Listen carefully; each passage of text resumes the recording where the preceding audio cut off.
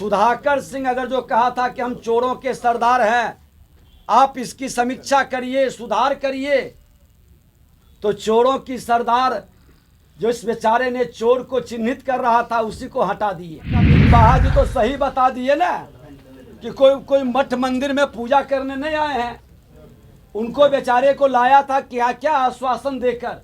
ये कितने को आश्वासन, ये बड़े ठग महाठग हैं।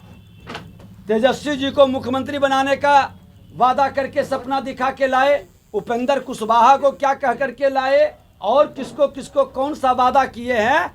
अब वो सब वादा का हिसाब चुकता करना पड़ेगा और सब हिसाब लेगा। नमस्कार, आप न्यूज फॉर नेशन देख रहे हैं। मैं हूं आपके साथ वंदना। बिहार में जब एनडीए से अलग होकर नीतीश कुमार महागठबंधन की सरकार बनाई, 7 घटक दल मिल करके नीतीश कुमार महागठबंधन का नेतृत्व कर रहे हैं। ऐसे में विजय सिन्हा नेता प्रतिपक्ष ने बड़ा सवाल खड़ा किया है। हालांकि जिस तरह से अभी बिहार की राजनीति में उपेंद्र कुशवाहा या फिर सुधाकर सिंह को लेकर के चर्चा का विषय बना हुआ है, उस पर विजय सिन्हा ने कहा कि नीतीश कुमार पता नहीं किन किन लोगों से क्या कुछ डील करके अपने पास बुलाते हैं, यह किसी को भी नहीं पता होता है।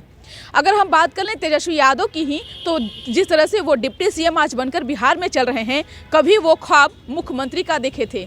वहीं उपेंद्र कुशवाहा ने भी अपनी पार्टी का विलय जब जदयू में करने जा रहे थे तो नीतीश कुमार ने उन्हें बहुत बड़ा जो है उनको इनाम देने का वादा किया था। आज सब कुछ गर्त में मिला दिए नीतीश कुमार उपेंद्र कुशवाहा का। अब तो उपेंद्र कुशवाहा हो या फिर तेजस्वी यादव, उनके पास कुछ भी नहीं बचा। हम आपको सुनवाते हैं कि क्या कुछ कहना है नेता प्रतिपक्ष विजय कुमार सिन्हा का। देखिए, पागल कौन बनेंगे ये तो आने वाला 2023 तय कर देगा कि दबाव में, प्रेशर में, जब आदमी बहुत प्रेशर में होता है, दबाव में होता है, सत्ता की बेचैनी उनके शब्द को लड़खड़ा देता है, उनकी भाषा को बिगाड़ देता है। सुधाकर सिंह अगर जो कहा था कि हम चोरों के सरदार हैं, आप इसकी समीक्षा करिए, सुधार करिए, तो चोरों की सरदार जो इस बेचारे ने चोर को चिन्हित कर रहा था उसी को हटा दिए। जब आपके विधायक कर रहे हैं कि सचिवालय से लेके प्रखंड तक भ्रष्टाचार है, तो उस विधायक की ही मुंह चुप करा देते हैं। क्या सरकार में बैठे लोग हैं? आप इस जनता राज बताने वाले गुंडों को इस तरह से आप संरक्षित करेंगे? अपराध और भ्रष्टाचार को रोकने के लिए लोगों की आवाज दबाएंगे, लेकिन भारतीय जनता पार्टी जंगल राज को भी हटाया है, इस गुंडा राज को भी हटाकर दम लेंगे और नौजवानों पर आप लाठी बरसा लें, वो आवाज अब रोड पर निकलेगी। हर जिले के अंदर अब आप जाएंगे, लोग पूछेगा कि आपने 33 साल में बड़े भाई छोटे भाई जो वादा किए, जो केंद्र की योजना है, वो जमीन पर क्यों नहीं उतरा। मधुबनी से हमने शुरुआत किया है।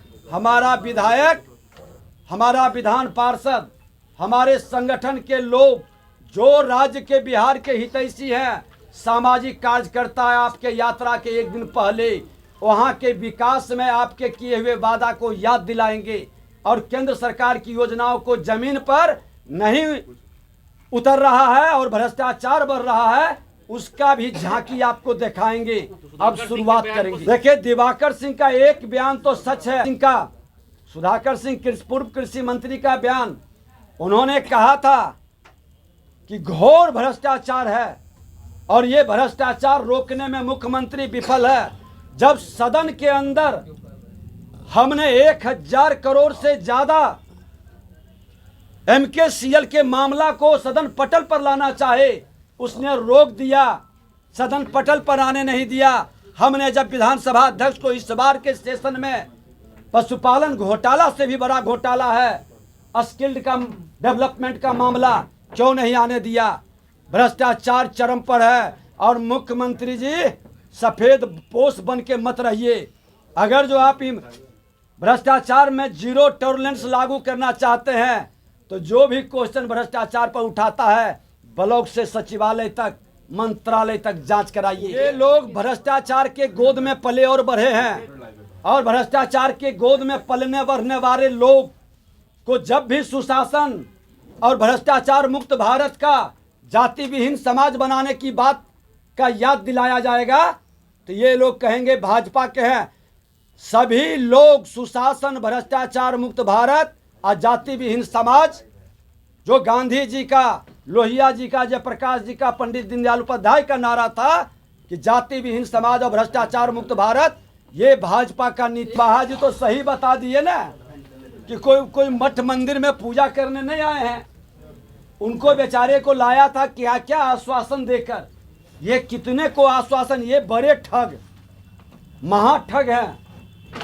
तेजस्वी जी को मुख्यमंत्री बनाने का वादा करके सपना दिखा के लाए, उपेंद्र कुशवाहा को क्या कह करके लाए, और किसको किसको कौन सा वादा किए हैं।